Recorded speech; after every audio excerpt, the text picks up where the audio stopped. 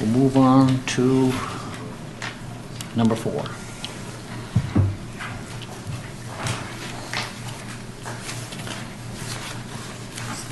Just a second, I get to read it.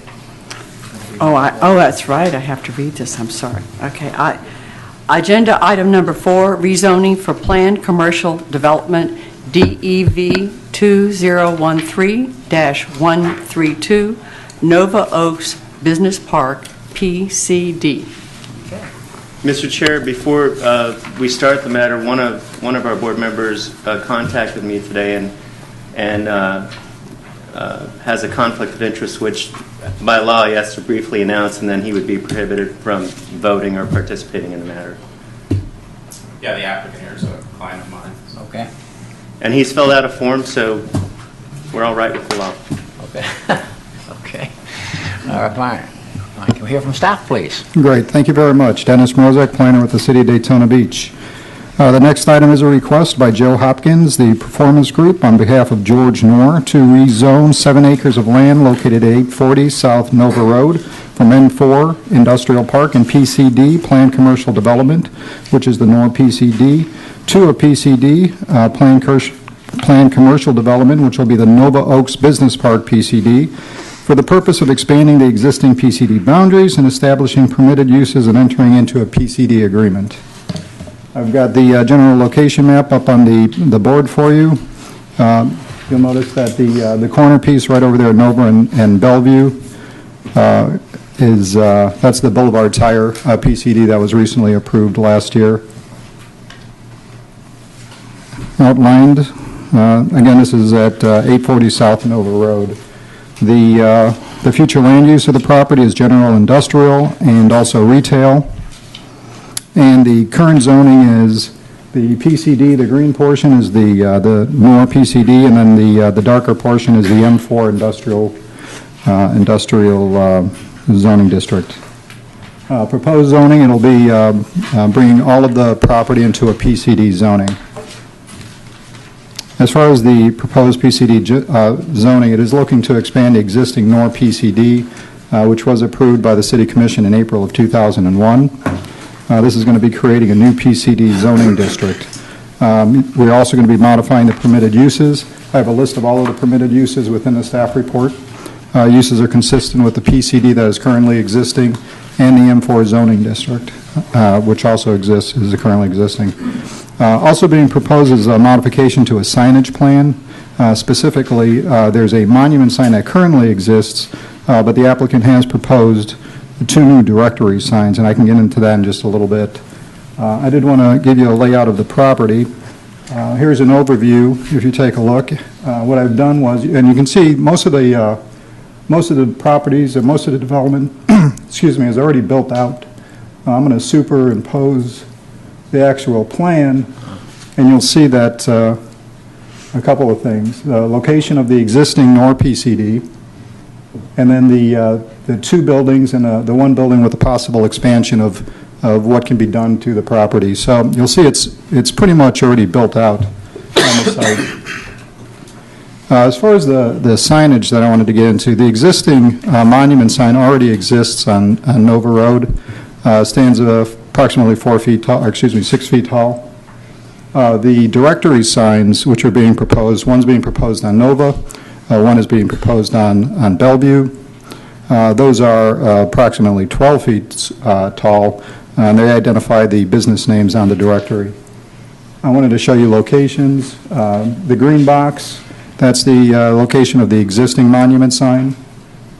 There's a red circle up there that's over on Bellevue. That's one of the directory signs. And then over on Nova, the other directory sign. These would be additions above and beyond what the M4 zoning district would permit as far as signage, but can be wrapped up into to the PD rezoning. As for a recommendation, staff does recommend approval to rezone the 7 acres of land located at 840 South Nova Road from M4 and PCD to Planned Commercial Development and known as the Nova Oaks Business Park PCD.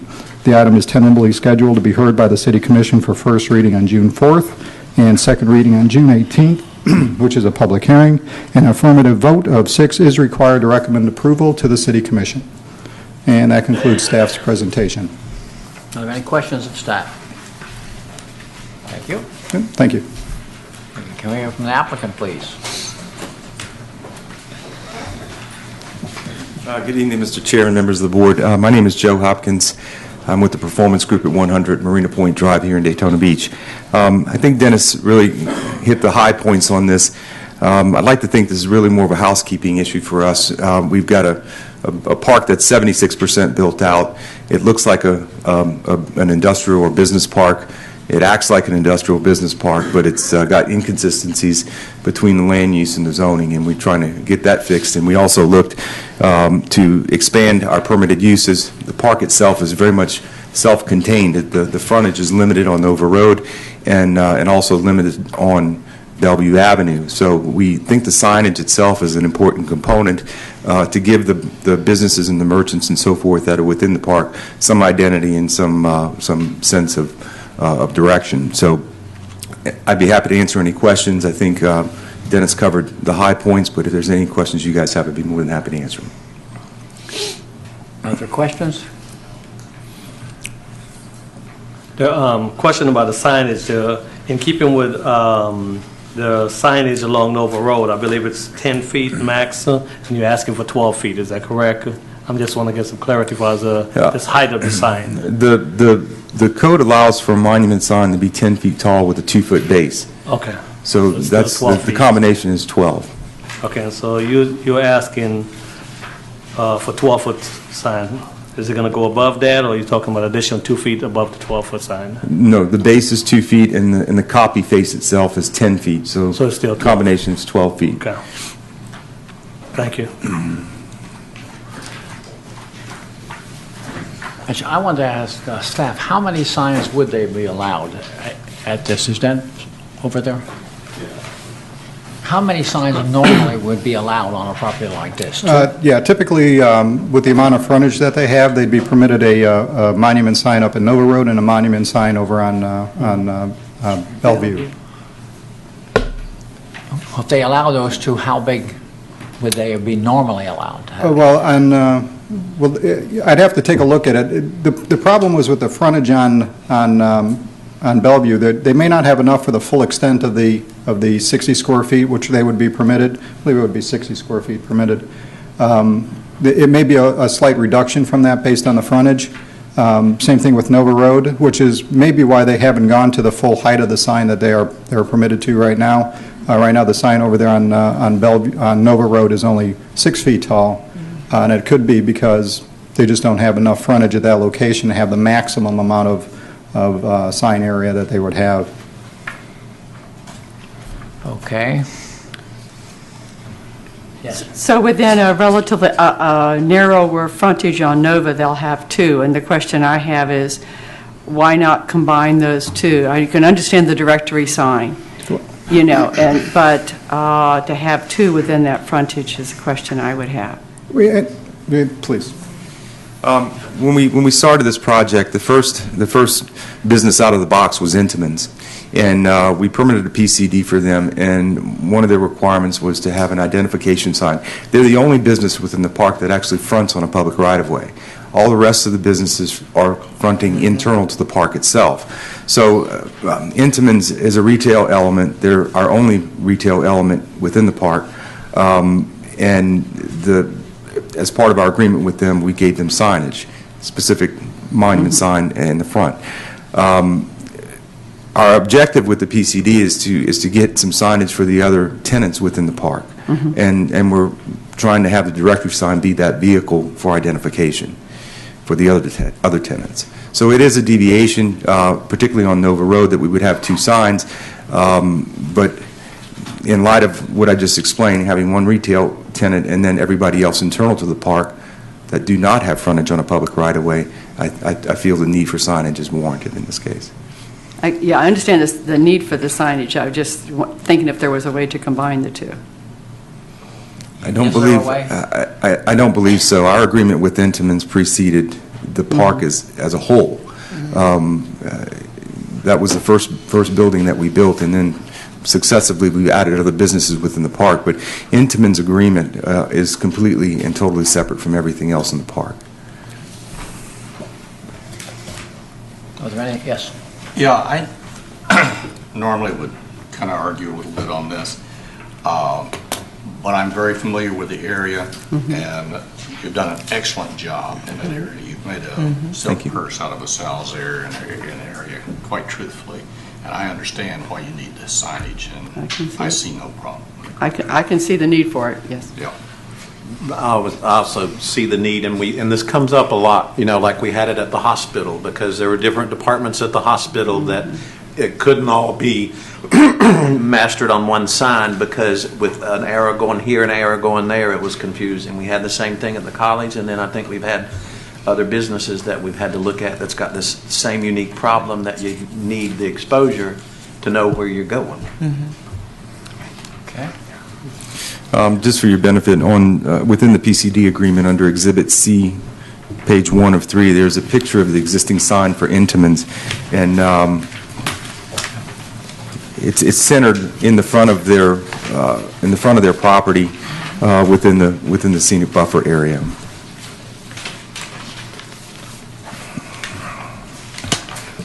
And just not to toot my horn here, but Intamans just engaged in an expansion of this facility, and which was a commitment back to the community, extended their lease, and we just got that approved last year.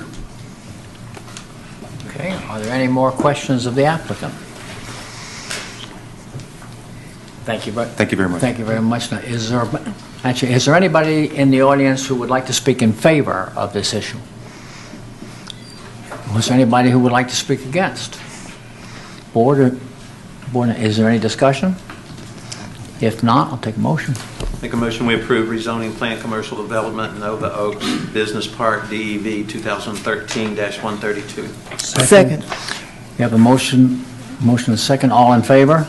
Aye. All against? Next one? Thank you. Yep, thank you. Okay, agenda item number 5 is a rezoning for planned commercial development, Third Amendment, DEV 2014-029, Gateway Daytona, Blue Water PCD. Mike? Good evening, Reed Berger, Redevelopment Director. This is a fairly straightforward amendment to a PCD for the Gateway Daytona. This project is looking to extend for 5 years all the deadlines that are in that agreement, and that's really all there is to it. And the Main Street Board did vote 8-0 to recommend approval of this project to you and the Commission. And also just staff supports this as well, and if you have any questions, I'd be glad to answer them. Are there any questions of staff? We've asked this to someone else before. I wanted to know, is this their first extension? No, this is a second, there's other extensions, and there's a table in the back that shows these extensions Okay. for different reasons. Okay, I saw that, yeah. Yeah. No. Okay, thank you. You're welcome. Are there any other questions of staff? Thank you very much. Can we, Thank you. well, look at you walk. You could have something. Nothing in my hands. Very impressive. Mr. Chairman, board members, Rob Merrill for the record with Cobb Cole, 149 South Ridgewood. I'm here tonight on behalf of the applicant, and I just wanted to be here to answer any questions for you. This is simply a time extension. If you have any questions about the project, I'm happy to try to answer those. I also wanted to introduce Mike O'Leary and Kim Spicer, who are here with us, and David Portwood, who's the architect on the project. They traveled here from out of town, so I wanted to introduce them. If you have any questions for them, we're happy to entertain them. But otherwise, this is a project that I think the city's going to be very proud of and happy with. It, like some other projects, has been a long time coming for several reasons, the most obvious of which you know of, which is the economy that we had a downturn in. And the good news about this project, and I want you to be aware of this, is it's not bank-owned, it's not bank-financed. It's a project that has been privately financed, and they own the property, and they intend to develop it. So we just need some more time. That simple. Are there any questions of the applicant? I don't have a question, I just got a comment. I'm glad that they're asking for an extension instead of it just going by the wayside and going away. And it's economic times, like Mr. Merrill says, and we all know how frustrating it is for these projects to get off of the ground, and that they're still asking for an extension and they're still interested and they're moving forward. I'm glad. Yes, Mr. Moore. I guess I have a little, yes, I like the project, and I remember years ago our going through a lot with this project, and it'll be Don't want to great repeat that. once it's built. But it's already been 7 years, and it's going to be a total of 17 years, it looks like, 2024. Right. And that kind of concerns me a little bit. I see that a major reason, obviously, is because of the death, and apparently something's in probate right now. I wasn't going to get into that necessarily, but I can if you like, and I will say that the principal financial partner in the project died last year. We were actually on the cusp of developing the marina out in front of before the hotel, and his untimely death, put a delay in that. The good news is his son, who's the executor of his estate, came here last month with Mr. O'Leary and myself, met with the mayor and the city manager, and expressed a strong interest in developing in Daytona Beach. He said of the several properties they own that are in the estate, this is one of them towards the top of the list of things they want to keep in the family and be a part of developing. Much like Mike O'Leary, he's a huge cheerleader for Daytona Beach, and anytime I find somebody like that from out of town, I want to make sure they know the mayor and the city manager and the planning board and the city commission, and it's all good news. Now, Larry, I appreciate what you're saying about the time frame, but I'll have to say this is a perfect example of the case for the permanent PUD, which you've heard me say before. We do these PUDs, and a lot of times it's the only zoning that works on the property, and there's really no reason for a 5-year time frame or even a 7 or 10-year time frame. So you've seen a lot of the 30-year PUDs come through my office in the past 5 years. This one probably should have been one of those, and I wouldn't have to be here tonight, but it's because it's a big project, and if it were to be developed in stages, it probably would be that type of project. In any event, there are a lot of other twists and turns that led us here other than just the downturn in the economy. I didn't want to necessarily get into them, but it's not about the excuses. It's about the objective to develop it still, which is a huge positive for all of us. I mean, frankly, this is a project I will see from my view of my office, and I'm very excited about it, hopefully being there someday. Are there any other questions of the applicant? Thank you very much. Thanks. Does anybody in the audience like to speak in favor? Is there anyone who would like to speak against? If there's no discussion, I will take a motion. Take a motion to approve rezoning plan, commercial development, Third Amendment, Gateway Daytona, PCD Development 2014-029. Second. We have a motion, we have a second. All in favor? Aye. All opposed? Okay. Thank you very much. Thank you. Thanks. Thank you for being here. Thank you for being here. We're looking forward to it. Yeah. We have agenda item number 6, which is rezoning planned master development second amendment and development 2014-31 First United Methodist Church PMD. Okay, can we hear from staff, please? Thank you. Dennis Mrozek, planner with the City of Daytona Beach.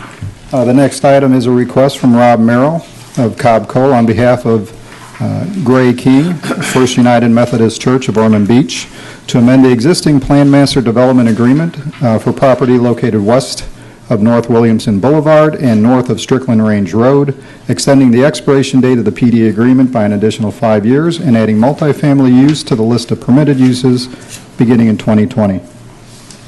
General location of the property, just a reminder that this site is vacant and undeveloped. It's located north of Strickland Range Road and west of Williamson. As far as the original PD agreement, the rezoning was approved by the City Commission in June of 2000. There was a 5-year extension approved in June of 2005. The applicant had a couple of administrative extensions to the agreement, extending the PD agreement through June 15th of 2014. This new request for an additional 5 years will run through June 15 of 2019. One other note for this amendment, the applicant is looking to add multifamily use beginning in 2020 to the list of permitted uses. This is a use that was restricted. There was a deed restriction on the property. That deed restriction lifts in 2020, and they just want this agreement to match up with the deed restriction that will be lifting and permit that use in 2020.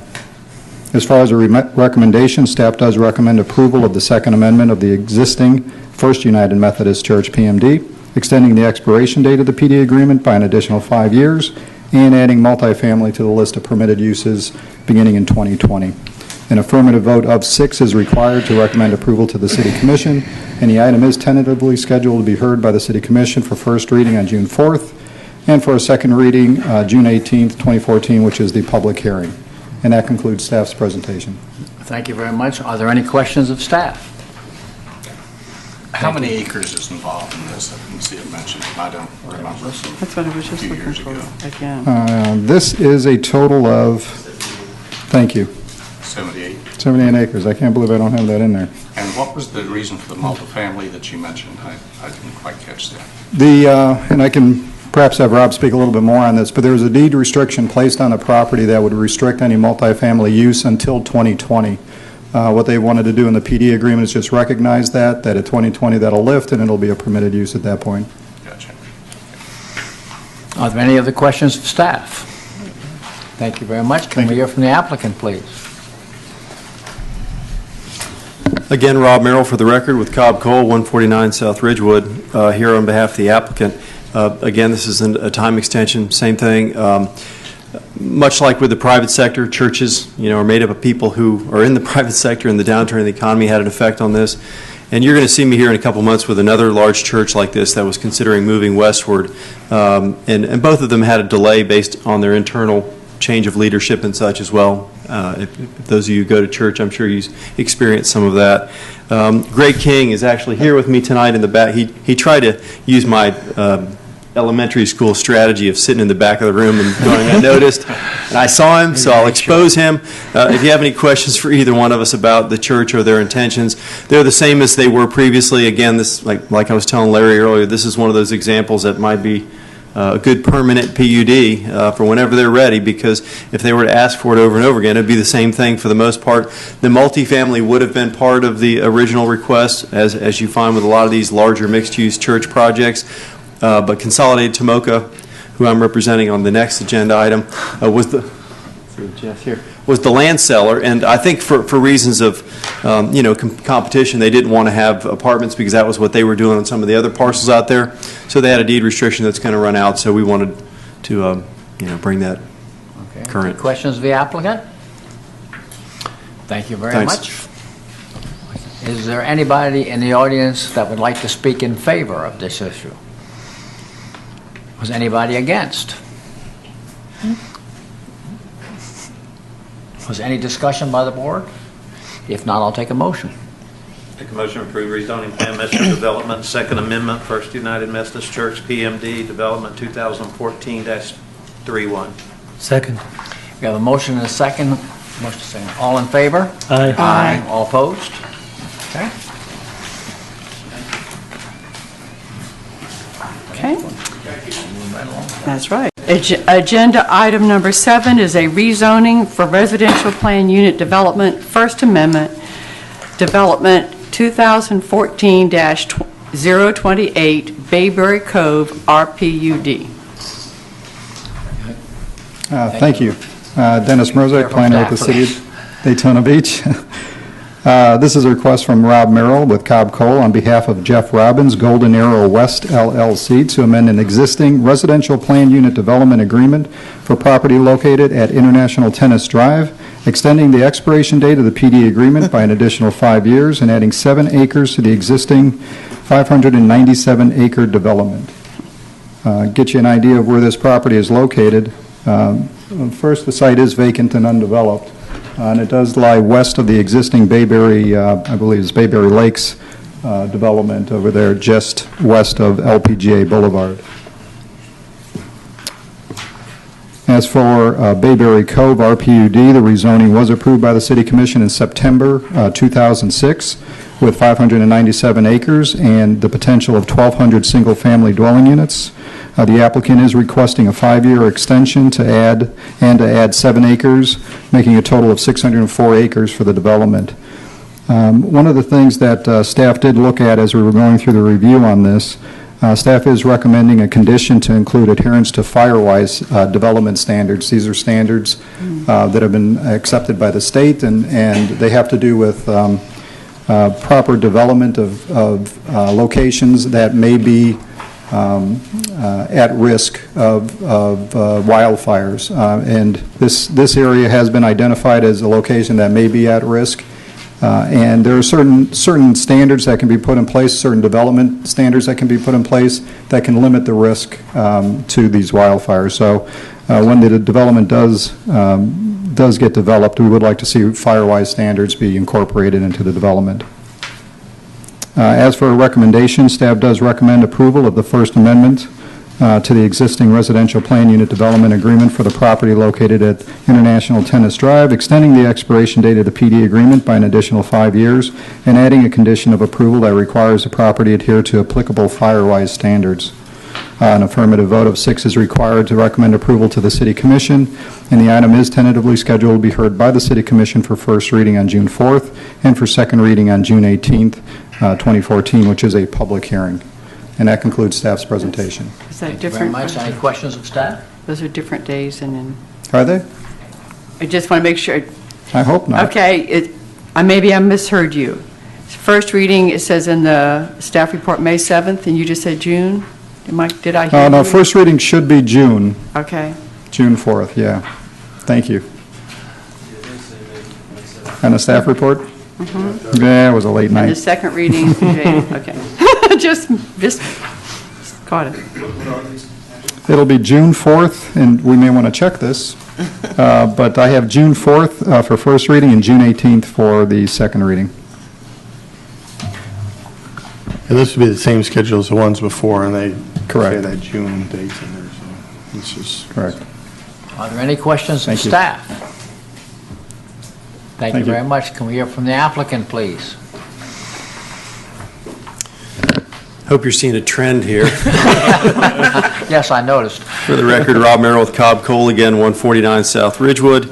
Here on behalf of the applicant, this is a property that Consolidated sold to a developer who processed this PUD, and they've taken it back in foreclosure just recently. So the intent is to re-up the zoning such that it could be developed by someone else. Very straightforward. We're in the process of talking to the Water Management District about that permit. I will mention, I didn't, and in addition to extending the time, we're adding 7 acres that we had since acquired to the north of the project to sort of round it out, which is, if you have any questions about that, I can try to answer it for you. It's shown on the second page of the report. If you look at the second exhibit that Dennis has to the report, I just wanted to point out to you that in terms of the Firewise business, which we had, I don't know that we've really talked about. If we did, maybe I forgot. I have been hit on the head a couple of times recently. The area that you see in like a light brown there is cleared. This has been cleared for pasture and been used for a hayfield by the previous owner. So I'm not sure how the Firewise stuff works. Everything that's not cleared is in wetland areas or upland buffers. So just want to point that out to you. And I guess we can talk about the Firewise part. I don't think it's Rob, a the problem. Firewise stuff would really be when it comes into development, the kind of landscaping and where they're placed, things like that. So it's really more of the next step. Sounds like a responsible way to develop, so I don't, have a conceptual problem with it. Just want to make sure you saw that it was cleared. Not a lot of pine trees, that's typically, I think, what causes the fire problems. But if you have any questions for us, I don't think Jeff is here. He was going to be here tonight, but if you have any questions for me, I'm happy to try to answer them. Are there any questions of the applicant? Yes. Yeah, and I see where it's been 7.5 years, and I understand why, since it was first passed. But what has happened that you're requiring now? Because the way I look at it, you have until 2023 for completion. That's 9 years from now. Why are you coming? I think what needs to happen is, and it would have had to have happened, I think, this year, Larry, that they come in with the recording of the plat. Dennis, am I right or wrong about that? I didn't see anything in here. Yeah. There are a couple of triggers, not the completion date, it was the initiation date that really gave us the biggest problem. That's what Yeah, I I was believe looking for. Didn't see the original PD agreement, it is a planned master, it's a planned master development, so it does anticipate a long-range type of development. And I think the original master development agreement had 25 years for a full build-out of the project. This has taken some time off of that and made it a 15-year to kind of keep in compliance with what was originally approved. The trigger, though, that brought the applicant in today was there was a requirement for platting to occur within 5 years. The platting didn't occur, and that kind of shut things down. So what they're looking to do is reopen that back up again, reset that clock for the 5 years for the platting, and then take it forward. So that 15 years that's out there, that's pretty much what was out there before. It's just resetting the platting So now clock. you've got 15 plus 5 plus 2, so you've actually got 22 years. Yeah, this is a 1,200 unit project, Larry, so it might be developed in phases of 200 units, I or would who knows. understand. Yeah, it's a long-term build-out, but like I was saying before, it's the original. I was trying to find the original tripwire that Dennis was talking about is one that we're up against. So, Are there any other questions of the applicant? No, I just got a comment. You know, it's like any of these requests for extensions, we all like to see something built, and we like to see something go forward. But you can pretty much guarantee if there was another use for this land and some other builder wanted it, they would be buying it from these people to get it started. So it's, you know, we got to keep doing the extensions until the time is right for either these people to build it or, you know, somebody else to come in and buy it and complete it or whatever. well, the truth is, the alternative is we'd come in and ask for the exact same thing. It's kind of the same thing as an extension, so. Right. And I just wanted to make the point, for the first time that I've been here in the last 5 years, we're seeing some real significant residential activity occurring. So, you know, we're keeping these back online. Now we're looking at a time when they actually may start coming back online. So we're seeing a lot of activity. So this is one of the reasons why. That's good, but I'm very sensitive, I guess, to recalling what happened several years ago, particularly on the beach side, where we had a lot of flipping, turning. And they were coming in and getting all kinds of gimmies that we were giving because we were anxious on that to happen, but it really was happening for flipping. And so when I see a long timeline, I start to get confused. Yeah, And no building taking place, nothing happening, you know, and I get confused. It's a great point you're making, Larry, but in the case of the three that you're seeing here tonight, clearly they're not that example. But if I bring a flipper over to you, whack my legs out from under me. Won't be hard. Are there any other questions of the applicant? Does anybody in the audience like to speak in favor? Would anybody like to speak against? Is there any discussion by the board? I will take a motion. Go ahead. I make a motion, we approve item number 7, rezoning residential plan unit development, First Amendment, Bayberry Cove, RPUD, DEV 2014-028. Second. Okay, we have a motion. And now, does that include the staff condition on the Firewise? Just make It's on the That's part of motion, it, yes. Okay, I just want, All right, we have a motion and a second. All in favor? Aye. All opposed? Okay. Thank you. I would just like this was before Mrs. Drago was here, but we've had that discussion a whole lot, you know, like when they have staff comments into the thing. And so the last discussion that we had about it before you were here, it kind of went that if there's staff recommendations, unless otherwise they're taken out, they're included in the motion. thank you for clarifying. 'Cause Yeah, but okay. that was a you know. Yep. It's a big discussion. It was a lot of talk and back and forth, and that's pretty much where it ended up about maybe a year ago or something. Thank you. Okay. Read the next one. Okay. Land Development Code Text Amendment, DEV 2014-016, permitting digital billboards along I-95. And this is agenda item 8. Thank you very much. Can we hear from staff, please? Thank you very much. Dennis Mrozek, planner with the City of Daytona Beach. And this one's a little bit different from the ones we've been hearing earlier. This is a request by Drew Williams, Esquire, with Kinsey, Vincent, and Pyle. on behalf of Jeff Burton of the Lamar Company, LLC, to amend the Land Development Code, Article 18, Appearance Standards, Section 6, Signs, permitting digital billboards along Interstate 95. Wanted to break this down a couple of different ways, talk about billboards a little bit. Billboards are currently permitted only along Interstate 95. They're permitted no closer than 1,500 feet from each other. Billboards must comply with specific standards. I put the standards in the planning board packet for you to take a look at. A couple of them: maximum height of billboards is allowed to be 25 feet, maximum area 450 feet. And then as far as EMCs, a few years ago, EMC ordinance was passed in the city to allow electronic message centers within the city. Article 16, Section 6.120A, an electronic message sign is a sign that is capable of displaying electronic images, including texts, which are where the rate of change is electronically programmed and can be modified by electronic processes. This would include digital billboards by that definition. So when we look at a digital billboard, we have to apply the category, the standards for the EMCs to that. EMCs are permitted in certain zoning districts and for certain uses. EMCs must meet certain development standards, but have been designed primarily for monument signs. So they really haven't been designed for billboards. So trying to make the connection between an EMC use and a billboard and a EMC use for the monument sign, you kind of have to look at it a little bit different. I put together a couple of comparisons for the digital billboards and the EMC monument signs that I want you to take a look at. As far as the display area, a digital billboard or a billboard would permit up to 450 square foot of signage. That's typical, something that you might expect with the billboard. EMC signs, EMC monument signs would only permit a maximum of 180 square feet of signage, unless it was modified through a PD agreement or some comprehensive sign plan. As far as the brightness, both the digital billboard, what was proposed by the applicant, and what we have in our current code, 5,000 nits. Nits is a measurement of brightness of light. 5,000 nits at night and 500 nits during the day. Emergency messages. The applicant is proposed to provide or make available emergency messages on the digital billboards. That's something that's not included in the city's land development code when discussing EMC monument signs.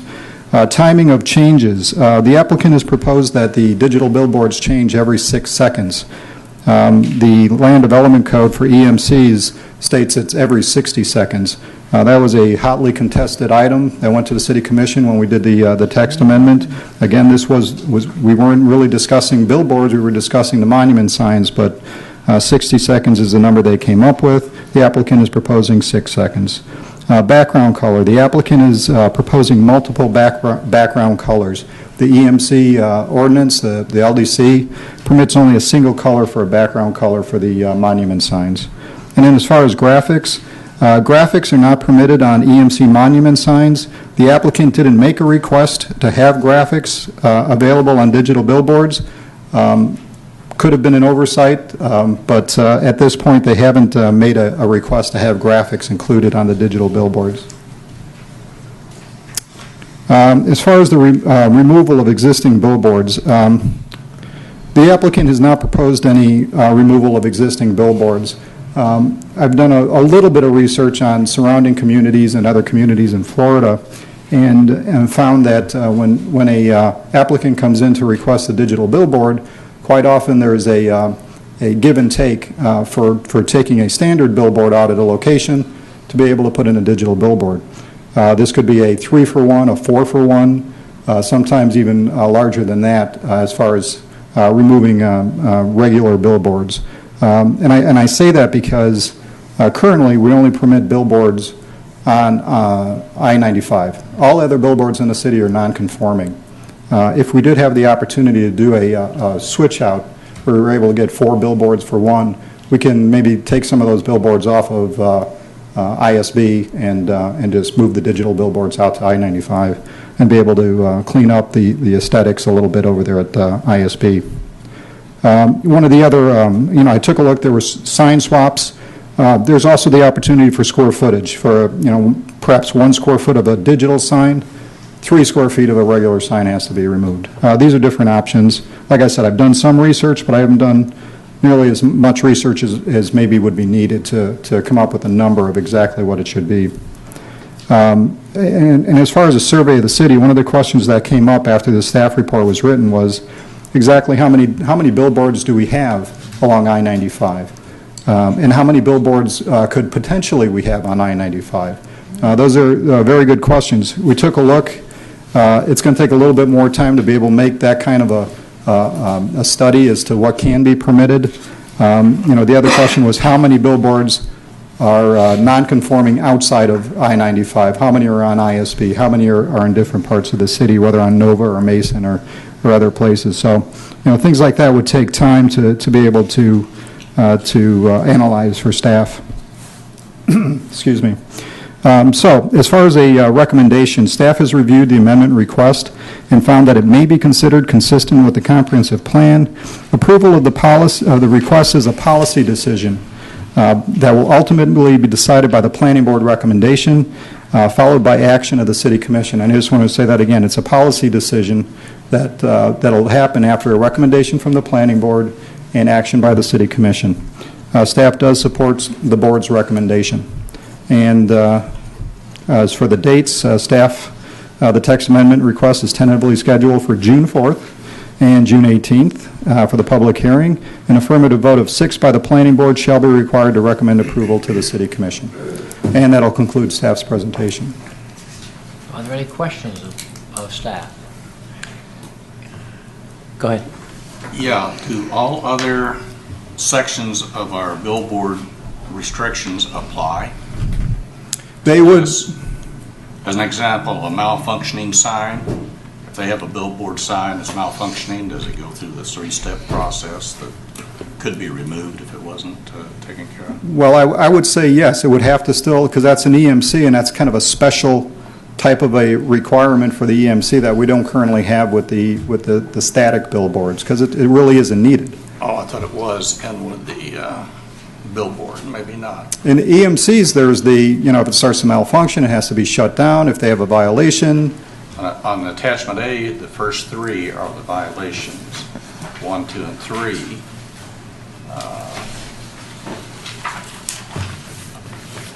Yeah, and these are related. What you're saying, it doesn't apply to billboards, but Well, it was referenced as billboards. I would say it should apply to billboards. I mean, this is an EMC, and since we're talking about the billboard being an EMC, these types of standards should apply to billboards in the city.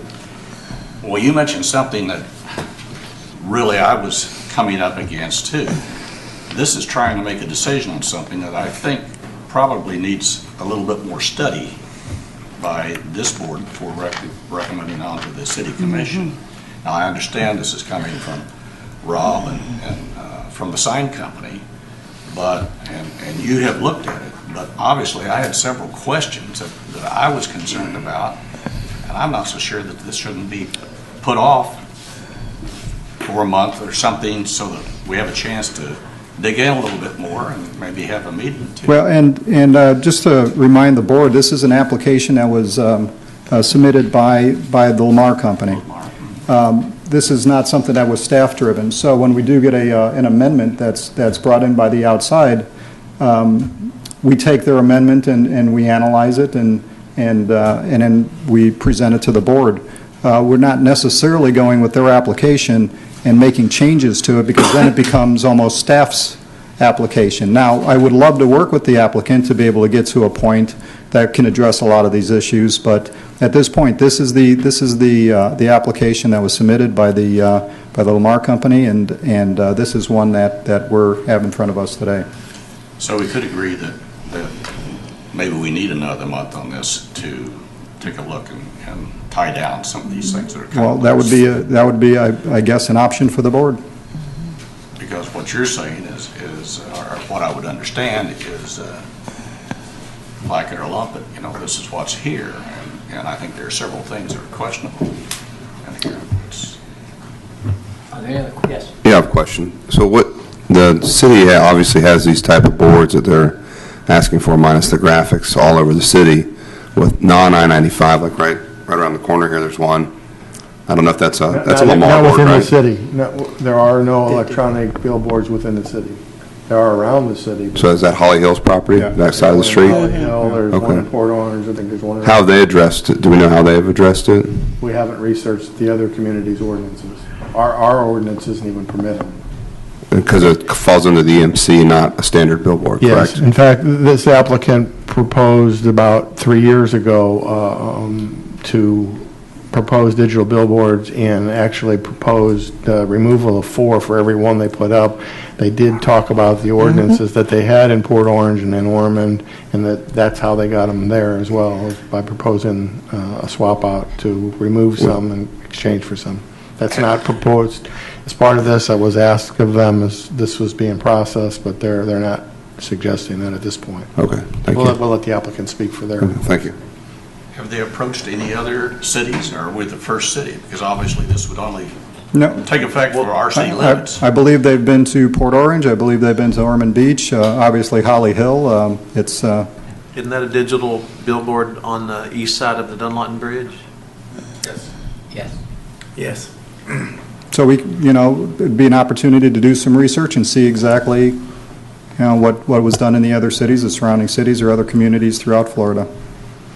Actually, it might be at the same time a good time to find out what their rules are about the changing of the, that's as opposed to Timing, 6 seconds as content, opposed to the 60. size.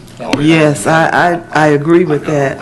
That 6 seconds instead of 60 seconds, you really wouldn't get a chance to see what's there. You're past it.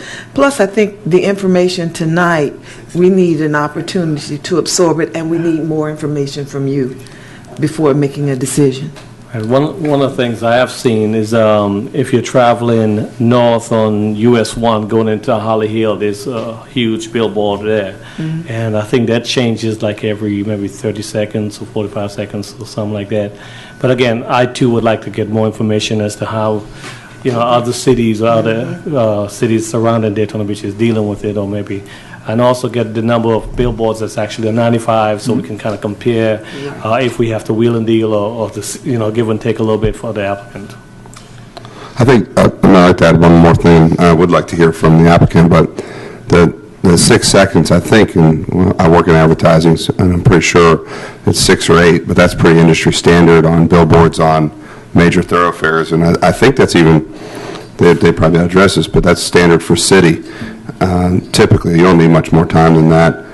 So from an advertiser, it's always a question on what we do, but I don't think that's not too far-fetched from pretty much standards across the country. And if we did some additional research, we could compare it and see what other communities are doing and see what would be best for the city of Daytona Beach.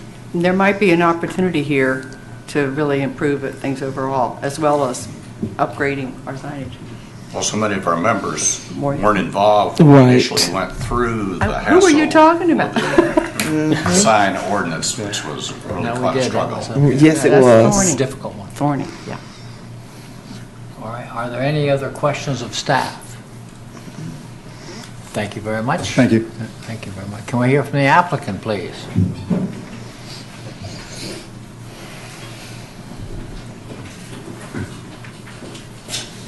Drew Williams on behalf of Lamar Company. Evoked a little bit of conversation tonight. Basically, we are just seeking a text amendment. So we're not going through the process of picking out a location and determine whether or not there's approval of a digital sign. The code has not been changed since 2003. The code currently allows mechanical changes, these tri-visions that will actually change. Technology is at a point now where we're able to basically put a face on the billboard and change it. I heard some conversation about the 6 seconds and things like that. The Florida Department of Transportation regulates that, and 6 seconds is their minimum regulation time. This is simply a billboard section change, not an EMC change. These are two separate codes for two separate purposes. The billboard section is for off premises. So it doesn't have a lot of the requirements that you would typically see on it for a sign that is on premises. When you read the billboard section, it doesn't have the specifics that you see in the EMC section because you're regulating on premises signs. So we are simply looking for a text amendment to allow digital billboards only on I-95 because that is the only conforming location there is right now. We're not seeking to come into the city, but since the code allows, we could put up a sign that mechanically changes. Now the technology is at a point where we could digitally put up a sign in a conforming location.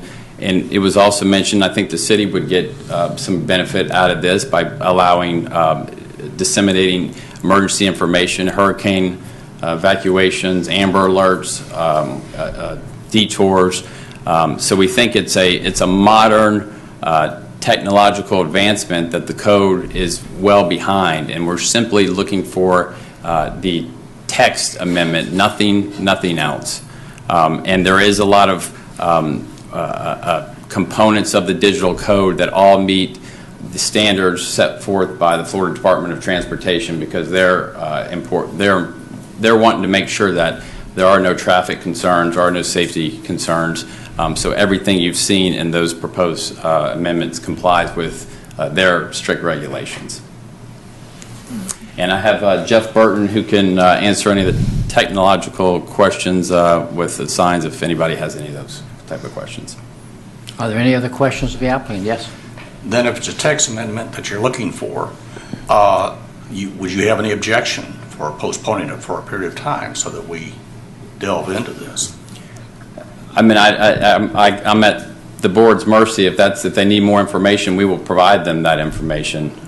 If that's more information is what makes you feel comfortable ruling, then yes. But we are not seeking to put up a sign at this point. We're simply seeking to update the code. Yeah, and that's I think then that's our answer. It Okay. doesn't need to be put off. Are there any I would ask that if, we're going to proceed with doing more research and providing information, this is their business, hopefully they can provide as much of the information as you're looking for. Other communities, regulations that I know they dealt with, I know most of these, if not all of these, have permits from the DOT, so what's existing, all of that information, hopefully it could be provided to us.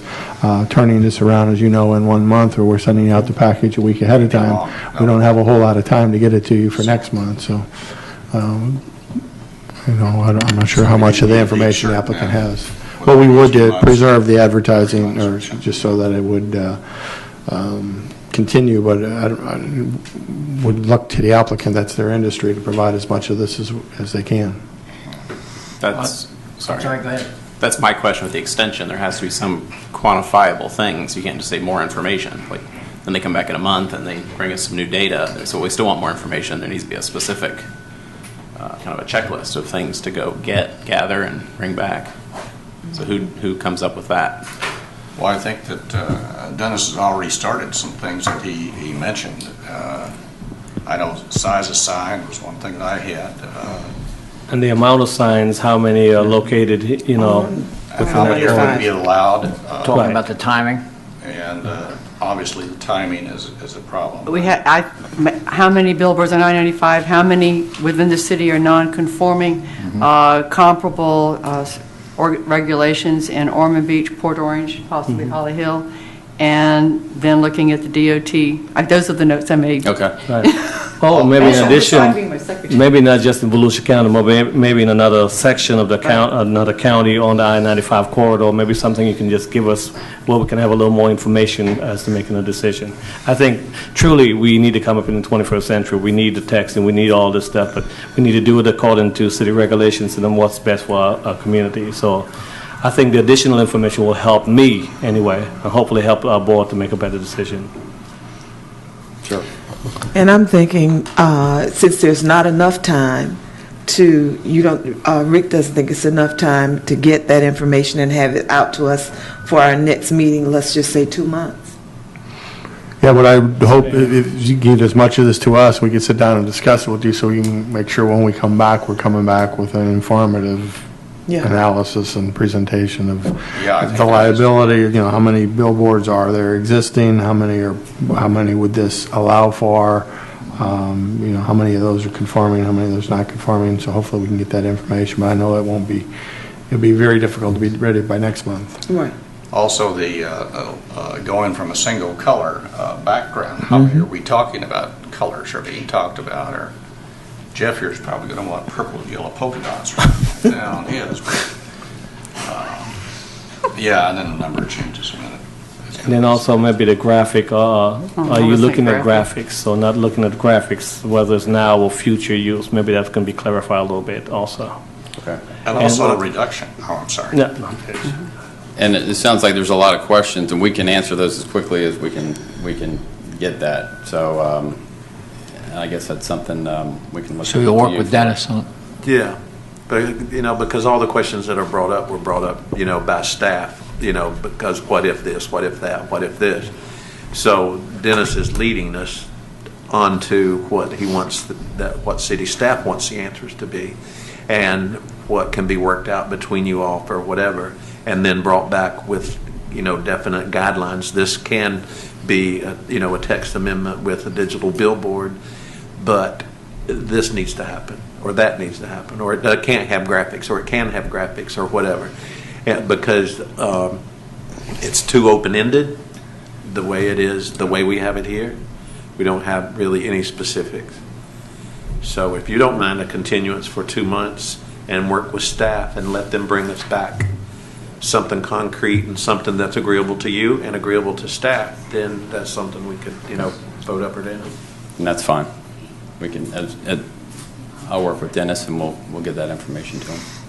Okay. Well, my other thing is, I know we're saying 2 months, but can you get information sooner than that? I can get it Maybe. tomorrow. I mean, Oh. the Do we wanna questions that put- come, I can answer as soon as you Okay, get so it. do we want to put it off for 2 months, or I don't know? Yes, I think we're going to, That's what staff has just by the time they requested. start to print things to get to us, Okay. we chew up 1 month. in June essence. 26th? Like we have it a few days before this Yeah, meeting. we want, That's the problem. it's an important decision, Right. and so we Right. want to have all the information that we can Have have, it. and we want staff satisfied, and we want the Lamar company satisfied that it's a product that will work for them. So, the 2 months. So they're looking And at he's fine June with 2 26th would be the 2-month. Well, it'll apply not only to Lamar, it'll apply to any sign company. Yeah, this would be citywide. Decision we make is for all As soon as this report went out, we got quite a few questions that we haven't been able to research, but we can pass those on to the applicant. Hopefully, between the two of us, we can gather that, and then we can discuss it from that point to your, I guess that would be the June meeting. So we make a motion to continue for... Wait a second, let me just check and see if there's anybody else in the audience who would like to... No, I'm sorry. No, I'm sorry. Now, are you finished with what you No, want? unless anybody has any questions for Jeff Burton, who's the general manager of Lamar, I have nothing further. Okay.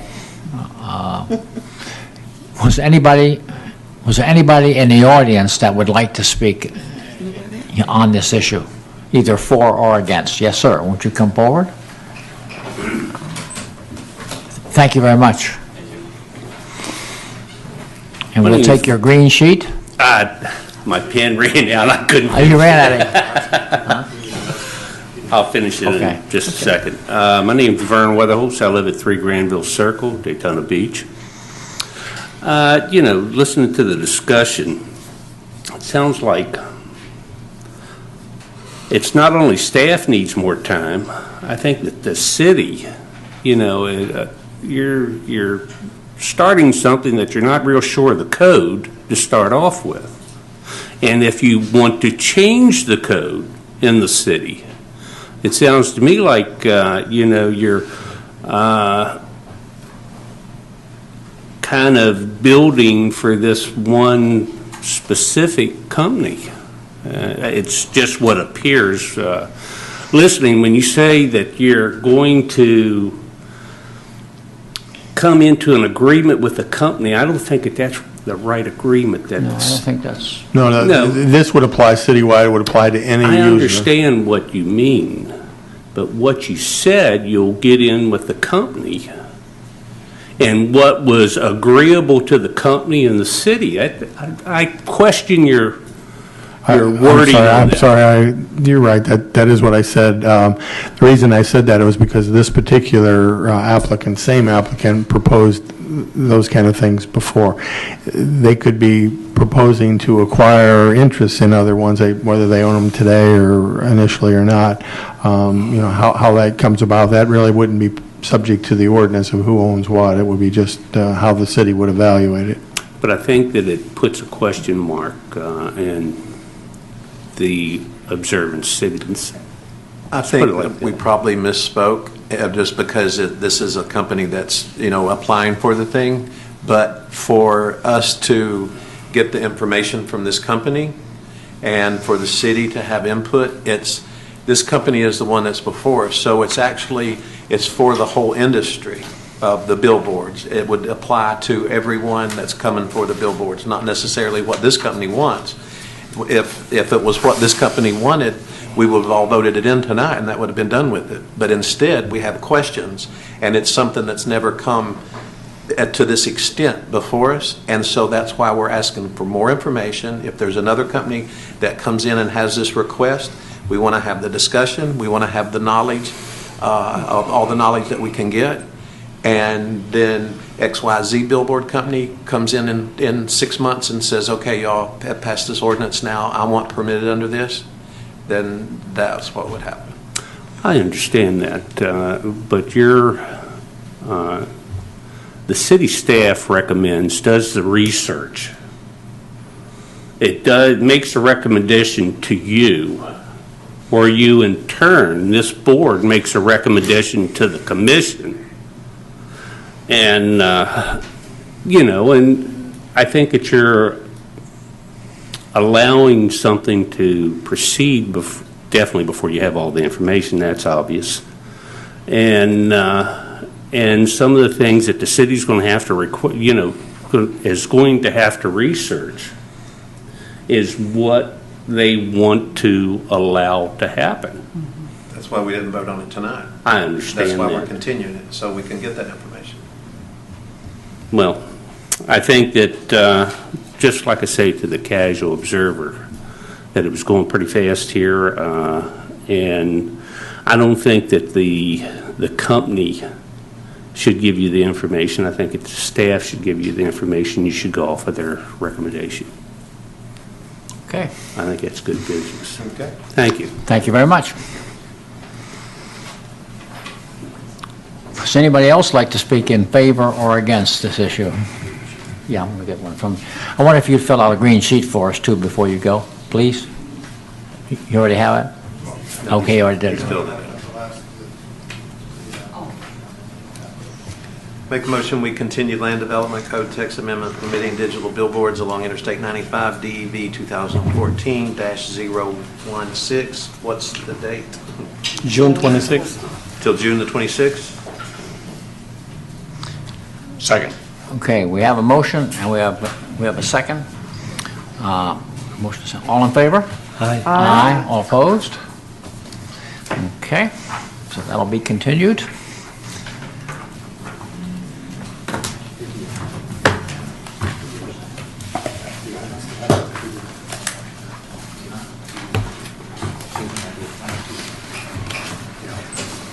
I wonder if I can get the applicant to fill out a green form, please?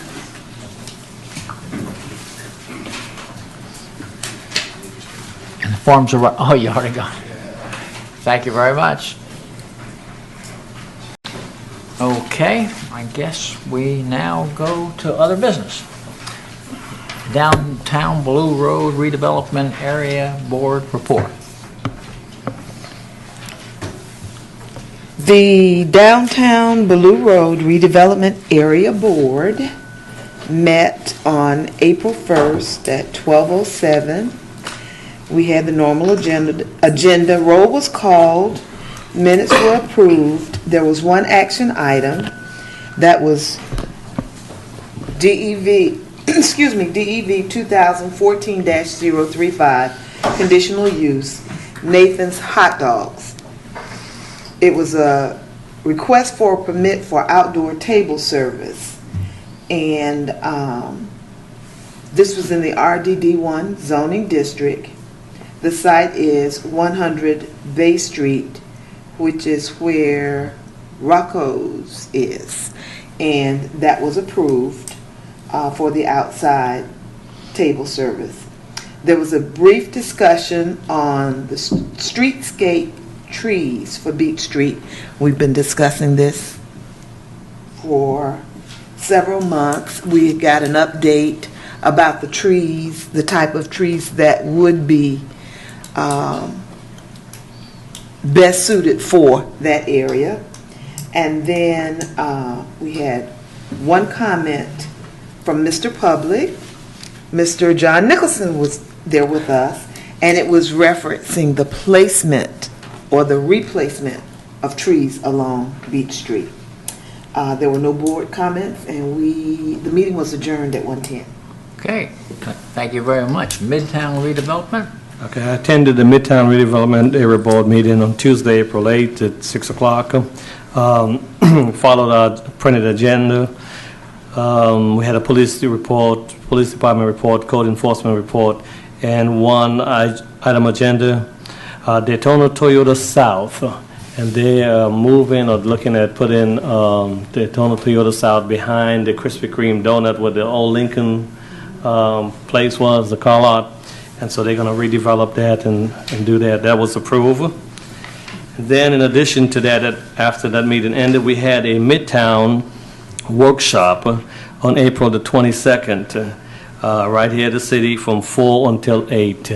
And again, Attorney Gross was wonderful, very eye-opening, enlightening, lots of information, training all the new members of that particular board, the expectation, talked about the master plans and so forth, and very informative, and I do appreciate all the staff time that they have put into that, and Mr. Charles, Brian, and the entire team. So those are the two meetings we attended. Okay. Thanks. And what about the Main Street? Who do we? 2 agenda items on the Main Street Board this week. The Boardwalk LLC was continued yet again. I don't believe that comes to this board. It goes straight to the commission, so that's not of an issue. And the other item was the Blue Water PUD continuance, which the board has already voted to continue that. Okay. Relatively short meeting. Okay. Let's see, are there any public comments? Are there any staff comments? At the last meeting, I had asked for your input relative to the public information for your contacts and didn't provide it in your package. So you have it in front of you tonight. If you want to update that or modify anything we've got in there, I appreciate you giving us that before you leave. And that's all I have for this evening. You want us to okay it and give it back to you?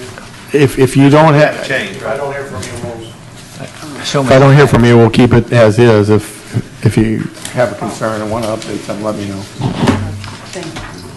Anything else? Let me see here.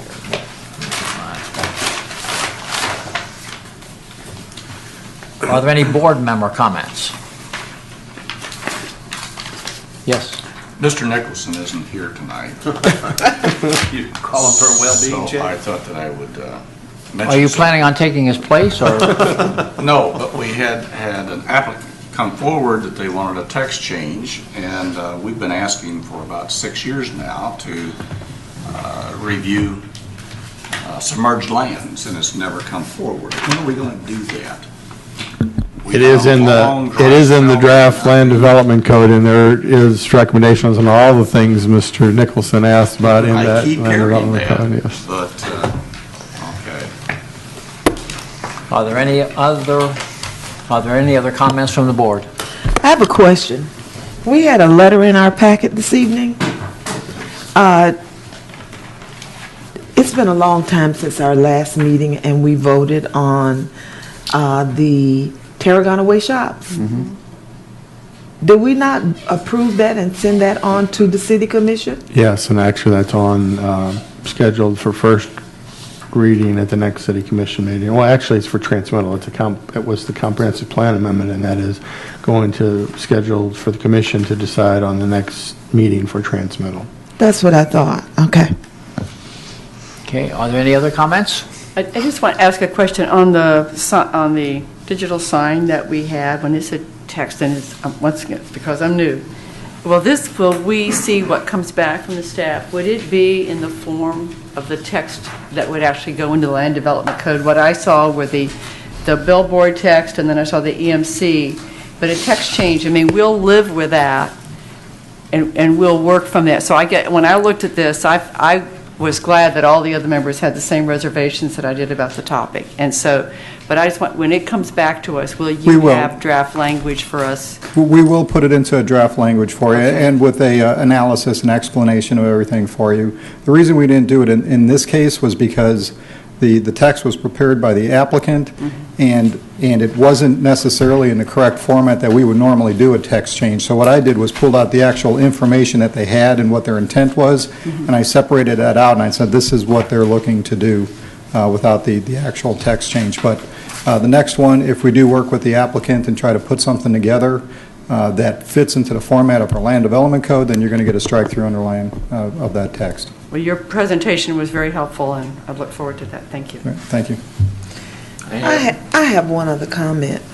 I know what we went through to get through the EMC signs, the electronic message signs. It was not one of those overnight things. No. Okay? Not long ago, we had the auto mall that wanted digital messaging, and we went around and around on that. And now we're talking about the electronic billboards. One of the main reasons I did not want to vote on this tonight is because I'm concerned about the repercussion after we go through if we go to the message billboards after having to deal with the merchants and the digital signage. We've got to come together. And that was one of the reasons I could not see voting on that this evening, because that's something we're going to have to deal with. We've got to be ready for it. That was a long discussion when it came to the auto mall. Their sign was huge, but what they wanted wasn't really that large, and we went around and around and around on that. So my concern is that we become congruent, that we are on the same page, and not send double messages. Well, you can change your message every 6 seconds. Yes. We've got, it's a hard path to follow, because, you have the land development code. Right. And this is that, and that's what's at the time. Well, then next week, Bill Gates' bunch throws out something else, and you've never seen it before, and you don't know what it is, and you don't understand it. And then that's why I think we get into such long discussions until we can get more input and understand the new technology that's put before us. Well, with the electronic signs, we've got 5 members. That was really a hassle. Not just the one you're talking about, originally, the one for the businesses. We got 5 members that were not a part of that. And I think it's very important that we all understand what we're bringing forward. And then I would also want to see the policy. What is the city policy, or where, or other city policies regarding that? So again, more information to better make a better decision, because believe it or not, we are going into that direction. Everything is instant, and so we have to have policies in place, and again, to keep within keep up with the updates. I would like to add a comment then, because this is the industry I work in, and so it's near and dear, and I deal with it every day. This is changing across the country. I mean, we buy throughout the nation billboards, and we see every city, every major metropolitan area, inner city, rural areas changing this way. I mean, obviously, density drives the decision, and the availability and the traffic patterns, and so what I saw here, what they're requesting is not abnormal at all what we're seeing across the country. Now, our code doesn't adjust to, it's weird that the billboard, we're talking about an EMC code instead of a billboard code. And because if you read our billboard code, it has nothing to do with electronic, digital at all. And so we have to, I think that's the point you're making, we've got to really look at this, but Right. comparing it to an on-premise signage for, like the auto mall, I think there is a strong difference between a billboard, which is a primary business of an advertising vehicle, and a business, regardless of what they are, selling their product and displaying that. And they do have a huge sign, you're right, their sign is large. But I think there is a difference. I think we got to be careful, and I think the code dictates that. A billboard is under a certain land development code, and then the EMCs are under a specific code as well. And these two are crossing over right now, and I'm not sure they should. I don't think that's the case. Correct. Don't misunderstand me. I was not saying that they were even anywhere near the same. My point is to make sure that we understand that we have our rules straight on what we're going to do with the merchants or the vendors. We want to be clear on that, as well as clear on, because they're two different animals. Just like apples and oranges. We want to be clear. I want to be clear in making a decision on the billboards. I just didn't feel like I had enough information to make a decision. You work with it every day. I understand technology, but I don't work with that end of it every day. And if I'm going to make a decision, I want to be sure I understand how I'm coming to that conclusion.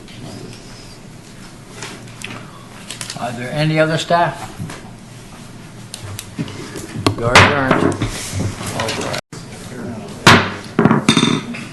We call the April meeting of the planning board to order. Can we have the roll call, please? Mr. Hurd? Here. Mr. Moore? Here. Mr. Ringo here. Ms. Washington? Here. Microphone, please. We need you to talk into the microphone. Oh, thank you so much. You're welcome. Okay, Mr. Hoytsman? Here. Mr. Davis? Here. Mr. Neal was, not here. Okay. Mr. Bahu? Yeah. Mr. Benedict? Here. Mr. Harper? Here. All right. All set? Yes. Mr. Neal did call in and indicate he was on his way to the doctor. He wasn't feeling well. I think it was an eye. I just want to say ahead of time that anybody who's going to come up in front of the board needs to fill out the green form, and those green forms are over there. So that'll take care of that. Actually, each of you received copies of the minutes for March. Are there any additions or corrections? Yeah. Yes, sir, Mr. Hurt. On page 11, it says Mr. Hurt had a conflict in voting on this. No, it is on page 12. Page 12. It says recommended Mr. Hurt abstain from voting. It was to abstain. That's when I wanted to talk, and she wouldn't let me talk. It was from talking instead of voting. On the top of page 12. And that was all I had. Oh, all right, so you want that changed on it? Yeah, it was talking instead of voting. All right, anything else? Motion? Motion to approve. Second. Motion second, all in favor? Aye. Aye. Okay.